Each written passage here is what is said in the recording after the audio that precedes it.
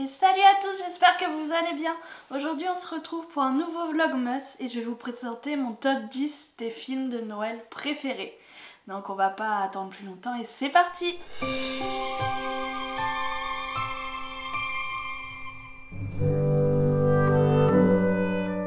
Donc je vais commencer par les mentions honorables parce que j'ai pas pu tout loger dans mon top 10.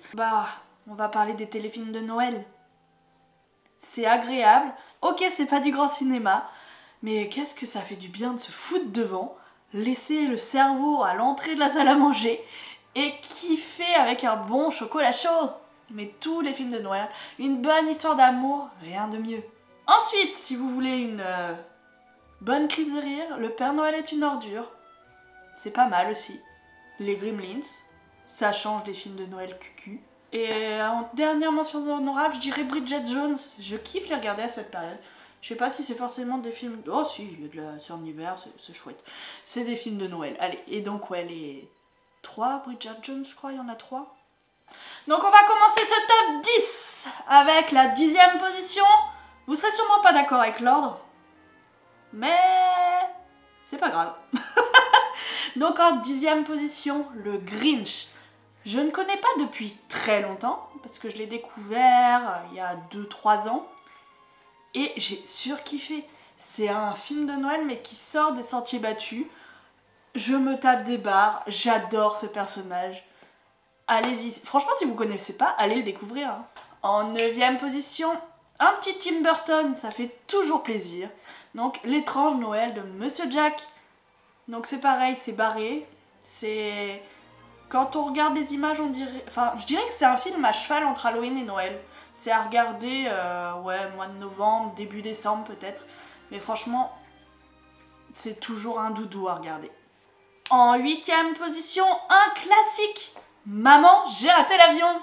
Donc c'est pareil, on rigole, on kiffe, on a cette ambiance de Noël. Et c'est toujours un plaisir de le regarder.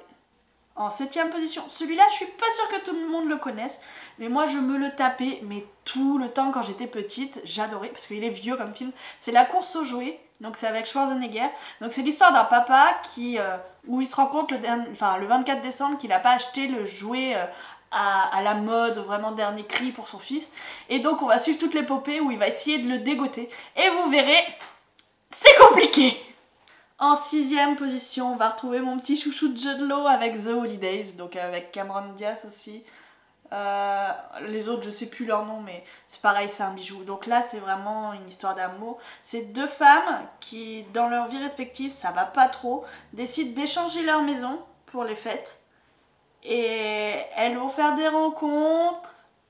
Et je vous en dis pas plus, faut que vous alliez le découvrir. Franchement, c'est un petit bijou, je me le tape tous les ans, je pense aussi celui-là. Il est toujours aussi bien. Et puis John Law... On rentre dans le top 5. Donc en 5e position, celui-là c'est un dessin animé que je surkiffe depuis sa sortie au cinéma, que j'étais allée voir et que c'est pareil, je regarde tous les ans. Et c'est toujours un pur plaisir. Donc c'est les 5 légendes, donc avec Jack Frost. C'était mon crush quand j'étais petite, ok, no judgment, mais il a toujours une place dans mon cœur. Donc ce dessin animé est magique parce qu'on retrouve le Père Noël forcément, la fée des dents, on croise la petite souris d'ailleurs, le lapin de Pâques, et donc ils vont tous s'unir pour affronter le méchant, donc qui crée des cauchemars chez les enfants. Et franchement, c'est un dessin animé doudou, allez-y. Et il est pas niais, enfin... Il y a de l'histoire, c'est assez profond je trouve. Donc franchement, si vous connaissez pas, allez le découvrir. En 4e position, on est encore sur un dessin animé. Je l'ai découvert quand je gardais une petite fille, donc ça fait 2 ans qu'on habite ici, donc ouais, il y a 3 ans. Il a dû sortir sur Netflix en 2019.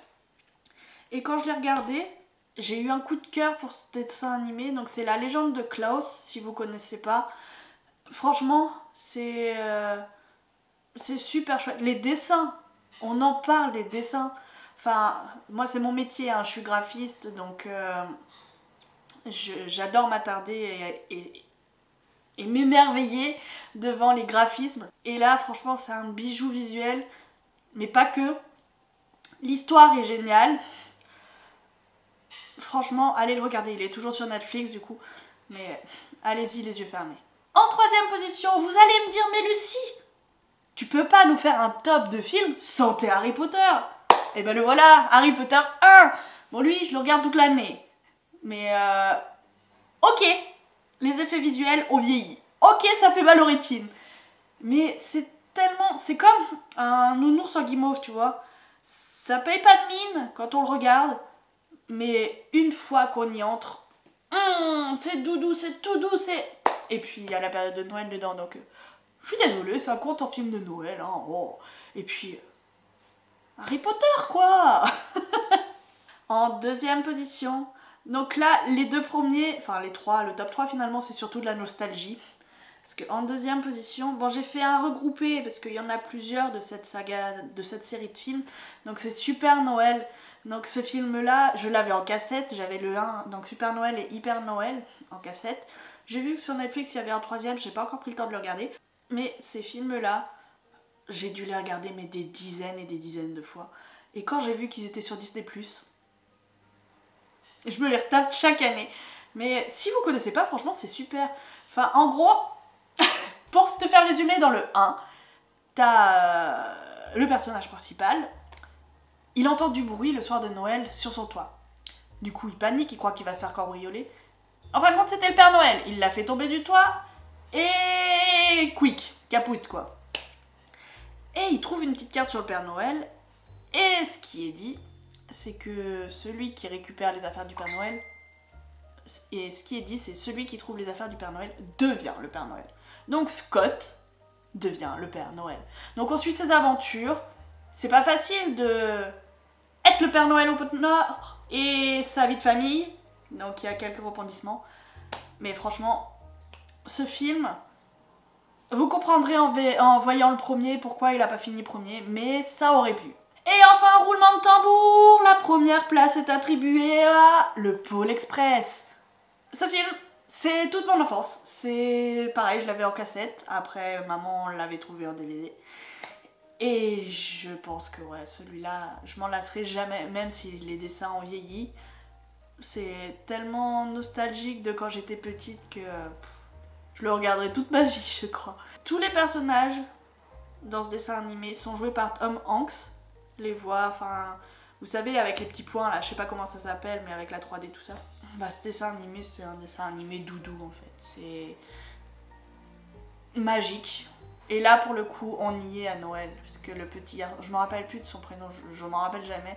Mais il part à l'aventure donc dans le Pôle Express au pôle Nord. Il voit le Père Noël, les lutins, comment sont fabriqués les jouets.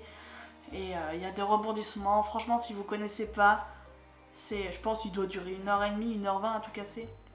Mais c'est que du pur plaisir.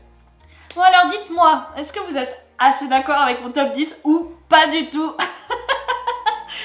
J'allais dire moi je suis d'accord, mais forcément c'est mon top 10. Voilà. Sur ce, à demain.